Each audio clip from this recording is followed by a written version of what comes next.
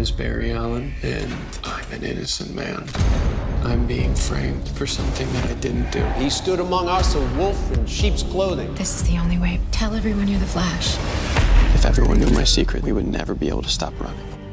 Your Honor, I'm innocent. I didn't do this. I didn't kill anyone. I was waiting for you to bring Barry home. Looks like he's gonna be staying with us for a while. Barry, what you're seeing is the Speed Force. Your past, your present, your future, all at once. So you need to focus on where you want to go. So from his perspective, all that nonsense he's saying makes sense. It's too bad we don't have a translator. No, but we can make one.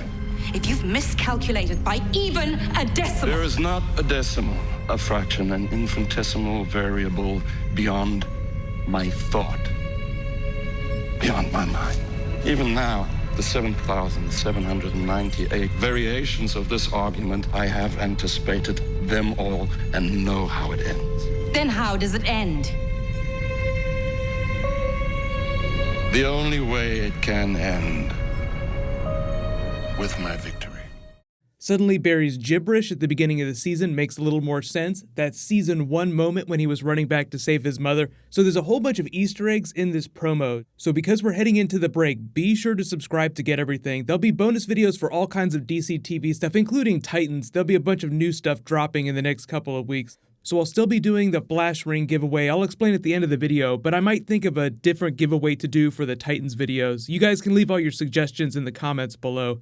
But you all probably know about the trial of the Flash, even if you haven't read it in a long time. It's a really old comic book arc, and there's a big Easter egg for it in Barry's booking number at the CCPD jail when they're hauling his ass in. So the number reads 12/1984. That's actually an Easter egg for the first big issue of his trial in the comics, the trial of the Flash. Now the story arc, the trial of the Flash, is almost 24 issues long. But the thing about that is that also includes all the issues leading up to the Reverse Flash developing a plan to take out Fiona Webb, the Flash killing him. There's a bunch of issues where the rogues get involved, and then there's the resolution of that.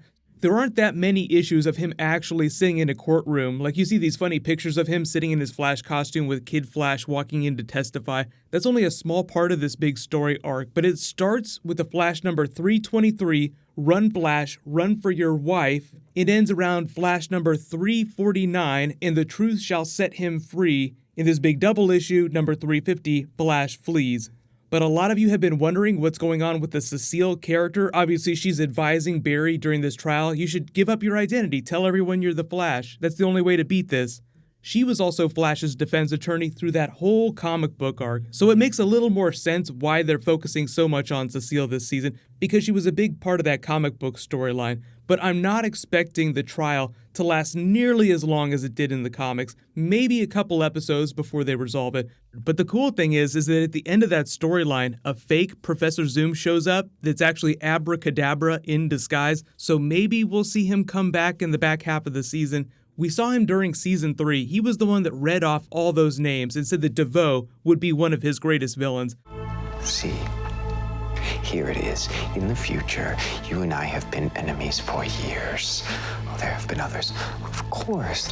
There's Dawn, Zoom, DeVoe. I have to be honest. I was always a little bit jealous. I wonder what face I'll be wearing next time we meet. Flash. Can't wait. I'm not expecting them to do everything from the trial storyline, and because it was all about the Reverse Flash that had supposedly been killed and it's the Thinker on the TV show, I'm just expecting a couple more minor changes, but we can just follow along as they do the trial storyline. One of the other funny twists of the comic book storyline is they found out that Abracadabra had actually brainwashed the jury against the Flash, so they acquitted him of the charges. And that's the technicality that helped set him free, but they really drug out that storyline. Like, they made you wonder whether or not the Flash would be able to continue being the Flash if he was a fugitive.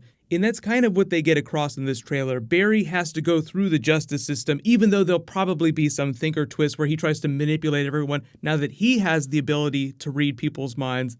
But for all the people that are asking why he didn't clean up the crime scene and why they're taking it in this direction, Just remember that the Thinker had plans for every eventuality, so no matter what action that Barry took in that moment, if he decided to clean the body up, the Thinker had probably planned for that eventuality. So the takeaway is that no matter what, Barry would have been thrown in prison. I think people just forget that scene that the Thinker had with his wife when they were arguing, and he basically had a billion different versions of the argument in his head within an instant, and in all eventualities, he had beaten her. So the Flash just hasn't gotten to the point where he can outthink the Thinker, so no matter what, he'd be in jail. The other big thing about this, though, obviously we know that the Flash is going to prove his innocence with some big twist somehow, but the other big part of this is Wally in Legends of Tomorrow, because there was a big cast reshuffle on that TV show. I'll talk about it when I do a Constantine Legends of Tomorrow video, because Constantine is guest starring for 2 episodes when they come back in January. But I do think that there's a strong possibility Wally could go on Legends of Tomorrow, because they're not really using him that much on the Flash TV show, and they want Barry to struggle. And when you have 2 versions of the Flash, it's almost like there's no problem that they can't solve. So I think the idea is that if you bench Wally, everyone's going to be pissed. So because Wally's one of the best characters that they have, and now it seems like 2 characters have left Legends of Tomorrow, it just seems like the no-brainer option to put him on Legends of Tomorrow. They have too many C-list characters. They need to upgrade just a little bit. I feel like Wally would be that upgrade. But I'll talk about that a little bit more when I do my Legends of Tomorrow video later today.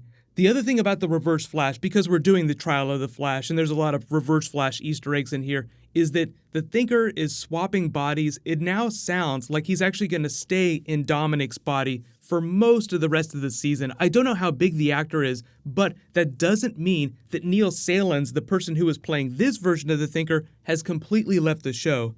That was probably the other biggest question that I got. They might bounce back and forth between the different versions depending on where the scene is happening. If he's walking around in broad daylight, then it'll be Dominic as the Thinker.